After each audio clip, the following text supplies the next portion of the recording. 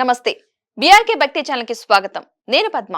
ఇక ఈ రోజు మనతో పాటు స్టూడియోలో ఉన్నారు ప్రముఖ ఆస్ట్రో న్యూమరాలజిస్ట్ శ్రీమతి జయప్రద గారు. వారిని అడిగి ఈ విశ్వావసు నామ సంవత్సరంలో ఎవరెవరికి ఎలా ఉండబోతుంది, ఈ సంవత్సరంలో ఏం చేస్తే ఎలాంటి ఫలితాలు ఉండబోతున్నాయి అలాంటి విషయాలు తెలుసుకునే ప్రయత్నం చేద్దాం. నమస్తే అమ్మ. నమస్తే అమ్మా, శ్రీమాత్రే నమః. అమ్మ, ఈ విశ్వావసు నామ సంవత్సరంలో అసలు అంటే ఏంటి, సంవత్సరంలో ఎలా ఉండబోతుంది? విశ్వవసు నామ సంవత్సరం అంటే ఒక నామం నాన్న.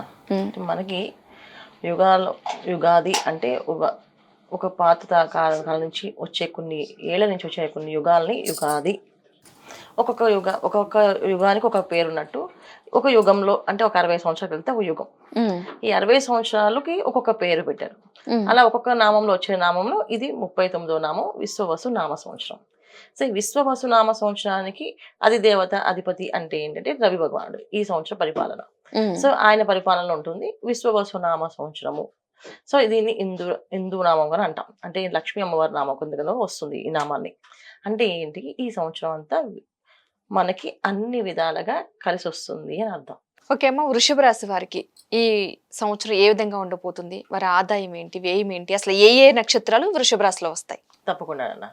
వృషభ రాశికి ఈ సంవత్సరం ఆదాయం 11, రాజ్యపూజ్యం 1, వ్యయం 5, అవమానం 3. నక్షత్రాలు చూసుకున్నప్పటికీ కృత్తిక 2, 3, 4 పాదాలు, తర్వాత రోహిణి 1, 2, 3, 4 పాదాలు, మృగశిర 1, 2 పాదాలు వాళ్ళు వృషభ రాశిలోకి వస్తారు. మే 15 నుంచి గురువు మారుతారు వీళ్ళకి. సో అందువల్ల ఏంటంటే తామరమూర్తిగా ఆయన ఈ సంవత్సరం అంతా సామాన్యమైన ఫలితాలు ఇస్తున్నాడు. శనేశ్వరుడు సువర్ణమూర్తిగా ఉండి ఏకాదశ స్థానంలో శుభ ఫలితాలన్నీ అందిస్తున్నాడు. తర్వాత రాహుకేతులతో దశమ చతుర్థ స్థానంలో ఉంటూ రజతమూర్తులుగా సౌభాగ్యాలు అందిస్తున్నారు. అంటే ఈ వృషభ రాశి వాళ్ళకి ఈ సంవత్సరం 4 గ్రహాలు యోగిస్తున్నట్టే. అంటే ఉద్యోగపరంగా మంచి లాభాలు ఉన్నాయి, వ్యాపారస్తులకి అధిక లాభాలు కనిపిస్తున్నాయి, విద్యార్థులకి విద్యావంతులయ్యే అవకాశాలు ఎక్కువగా ఉన్నాయి, తర్వాత రైతులకి మంచి సువర్ణ అవకాశాలు జరిగే అవకాశాలు, అంటే సువర్ణ అవకాశాలు వచ్చే అవకాశాలు ఉన్నాయి. అంటే అసలు ఈ పంట వస్తుందో పండదో, అసలు ఈ భూమి మీద అసలు ఏది మొలక పెట్టినా అది మనకి నష్టమే అవుతుంది అనుకునే వాళ్ళకి అది బంగారంగా మారి వాళ్ళకి పంట చేతికి వచ్చే అవకాశం కనిపిస్తుంది. ఇది ఈ సంవత్సరంలో వీళ్ళకి అన్ని విధాలుగా అభివృద్ధి అనేది కనిపిస్తుంది. అన్ని రంగాల వాళ్ళకి అభివృద్ధి అనేది ఉంది. ఉద్యోగస్తులకు కానీ, వ్యాపారస్తులకు కానీ, గృహస్థులకు కానీ, ఇంటికి సంబంధించిన అలంకరణ వస్తువులు కానీ అన్నీ కొనుక్కునే అవకాశం ఎక్కువగా కనిపిస్తుంది. ఈ సంవత్సరం మనం చూసుకుంటే వృషభ రాశి వాళ్ళకి చాలా విధాలుగా గృహయోగం, తర్వాత వాహన యోగం, వస్తు యోగం, తర్వాత బంగారు యోగం, అంటే సువర్ణ యోగం. అంటే సువర్ణ యోగం అంటే సువర్ణం కొనడం కానీ, సువర్ణం కొనే అవకాశం, శుభకార్యాలు జరిగే అవకాశాలు కానీ, శుభ ఫలితాలు కనిపించే అవకాశాలు కనిపిస్తున్నాయి. గోచార రీత్యా మనం చూసుకుంటే వృషభ రాశి వాళ్ళకి ఈ సంవత్సరం చాలా చాలా బాగుందని చెప్పచ్చు, చాలా విధాలుగా. సో అన్ని రంగాల్లో అభివృద్ధి రావడం అనేది ఫస్ట్ టైం వీళ్ళకంటే భూలాభం, స్వర్ణ లాభం, అన్ని లాభాలు మనకి ఏ రాశిలో చూసుకున్నాం అంటే ఈ రాశిలో ఎక్కువగా చూసుకోవచ్చు. వీళ్ళకి ఏదైనా లాభాలు కనిపిస్తున్నాయి. ముఖ్యంగా రియల్ ఎస్టేట్స్ రంగాల్లో పనిచేసే వాళ్ళు, రియల్ ఎస్టేట్స్ వ్యాపారాలు చేసే వాళ్ళకి చాలా అధిక లాభాలు కనిపిస్తున్నాయి. ఇంకా కెమికల్ రా మెటీరియల్స్ బిజినెస్ చేసే వాళ్ళకి కొంచెం మంచి లాభాలు ఉన్నాయి. మీడియా రంగంలో పనిచేసే వాళ్ళకి ఇంకా మంచి లాభాలు కనిపిస్తున్నాయి. సో మీడియాలో ఎవరైతే కష్టపడతారో, ఇప్పుడు దాకా వాళ్ళకి గుర్తింపు లేదు, వాళ్ళకి ఒక ప్రఖ్యాత అనేది, ఒక పేరు ప్రఖ్యాత అనేది లేదు అనుకునే వాళ్ళకి ఈ సంవత్సరం వాళ్ళకి పేరు ప్రఖ్యాతులు రావడం, లాభాలు రావడం జరిగే అవకాశం మీడియా రంగంలో ఎక్కువగా కనిపిస్తుంది. సో వీళ్ళకి చాలా మంచి మంచి అవకాశాలు ఉన్నాయి. తర్వాత ఇంకెవరు చూసుకుందామంటే చాలామంది ఈ విషయంలో ఏంటంటే కొంతవరకు ఏంటంటే కాస్త అనారోగ్య సమస్య అనేది కనిపిస్తుంది వృషభ రాశిలో. అన్ని లాభాలు కనిపించినప్పటికీ ఆరోగ్య విషయంలో కాస్త వెనకంత.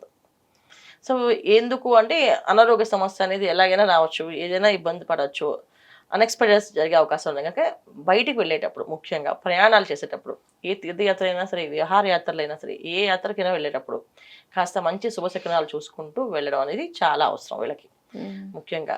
ఎందుకంటే శుభశకునాలు చూడకుండా వెళితే అధిక ఖర్చు అయినా అవ్వచ్చు, ఆ ప్రయాణం మార్పైనా జరగచ్చు, అక్కడి నుంచి వేరే ప్లేస్కి వెళ్ళి రావచ్చు, మళ్ళీ వెనక్కి వచ్చే ప్లేసెస్ వెనక్కి వచ్చే అవకాశాలు కనిపిస్తున్నాయి. ఏదైనా శుభకార్యాలు జరిగి ఆ శుభకార్యాల్లో మనం పాల్గొంటూ వెళ్తూ వస్తూ ఏదైనా ప్రమాదాలు జరిగే అవకాశాలు కూడా ఉన్నాయి. అందుకని జాగ్రత్త పడాల్సిన అవసరం ఉంది వీళ్ళకి. వీళ్ళు ముఖ్యంగా చాలా విషయాల్లో ఎక్కువగా తీర్థయాత్రలు చేస్తే మంచి ఫలితాలు ఉన్నాయి, కానీ విహారయాత్రలకి కాస్త చెడు ఫలితాలు కనిపిస్తున్నాయి. సో విహారయాత్రలకు వెళ్ళేటప్పుడు ఆలోచించుకొని వెళ్ళండి. తీర్థయాత్రలు చేసే మాత్రం శుభ్రంగా హ్యాపీగా చేసుకోవచ్చు. అమ్మ, ఆరోగ్య సమస్యలు అన్నారు కదా, సో అలాంటి సమస్యలు కూడా తలెత్తకుండా ఎలాంటి పరిహారాలు చేసుకుంటే మంచిదంటారు? వృషభ రాశి వాళ్ళు ఈ సంవత్సరం అంతా ఏంటంటే మంగళవారాలు ఉపవాసాలు, అంటే మంగళవారం పలహారం చేయడం. ఉపవాసం ఉండగలిగిన వాళ్ళు ఉపవాసం ఉండడం చాలా చాలా ఉత్తమం. ఉపవాసం మేము చేయలేమండి మా వల్ల కాదు అనుకునే వాళ్ళు పలహారం తీసుకోవచ్చు. అంటే ఏంటంటే ఏదైనా టిఫిన్, పళ్ళు, జ్యూసెస్ అలా తాగేసి మంగళవారం పూట చాలా నిష్ఠగా ఉంటే చాలా మంచిది. ముఖ్యంగా మంగళవారం పూట శాకాహారాన్ని ఎక్కువగా భుజించాలి. అది కూడా ఉడికించిన ఆహారాన్ని తింటూ ఉండాలి. ఏ ఆయిల్ ఫ్రైలా కాకుండా ఉడికించిన ఆహారం అంటే మనకి ఉప్మా లాగా చేసుకోవడం కానీ అలా చేసుకుని తినడం. ఉడికించిన ఆహారాన్ని తీసుకోవాలి. లేదు అంటే అన్నం, ముద్దపప్పు. అన్నం, ముద్దపప్పు నెయ్యి వేసుకుని భోంచేయొచ్చు. అలా తినొచ్చు. ఎక్కువగా ఏంటంటే ఏ పదార్థాన్ని ఆయిల్తో ఫ్రై చేసి మంగళవారం రోజు తినకుండా ఉంటే వీళ్ళకి ఆ వారం అంతా మంచి ఫలితాలు కనిపిస్తాయి. ఇది వీళ్ళు ఈ సంవత్సరం వీళ్ళు తీసుకోవాల్సిన పరిహారం ఏంటంటే ప్రతి మంగళవారం ఉపవాసం ఉండడం లేదా పలహారం తీసుకోవడం.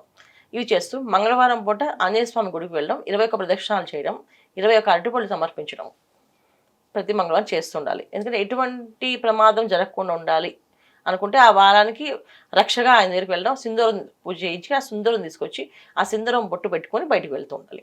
అలా వెళ్తే ఇంట్లోంచి వెళ్ళిన మనిషి క్షేమంగా వెళ్ళి లాభంగా తిరిగి వస్తాడు. ఇలాంటి జరిగే అవకాశాలు ఎక్కువగా ఉన్నాయి. అవి చేస్తూ ఉండాలి ఈ సంవత్సరం వీళ్ళు. ఇంకా వీళ్ళు తీసుకోవాల్సిన జాగ్రత్త అంటే తీర్థయాత్రలో వెళ్ళాలంటే శ్రీశైల దేవస్థానాన్ని దర్శనం చేసుకోవడం చాలా మంచిది.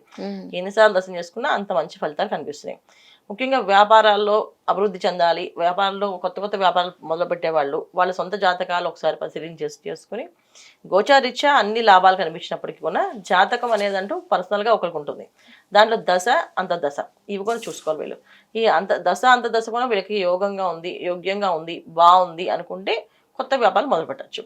లేదా కాస్తంత ఇబ్బంది పడే అవకాశం కూడా కనిపిస్తుంది. కనుక జాగ్రత్తగా ఉండాలి. ప్రమాదం అనేది జరుగుతుంది అన్నప్పుడు అది వ్యాపారాల్లో కావచ్చు, లేకపోతే మనం వాహనం నడిపే విషయంలో కావచ్చు, ఏదైనా విందు వినోదాల్లో కలిసినప్పుడు అక్కడ జరగచ్చు. ఏం జరుగుతుందో తెలీదు. అది చెప్పకుండా వచ్చేవి ప్రమాదాలు.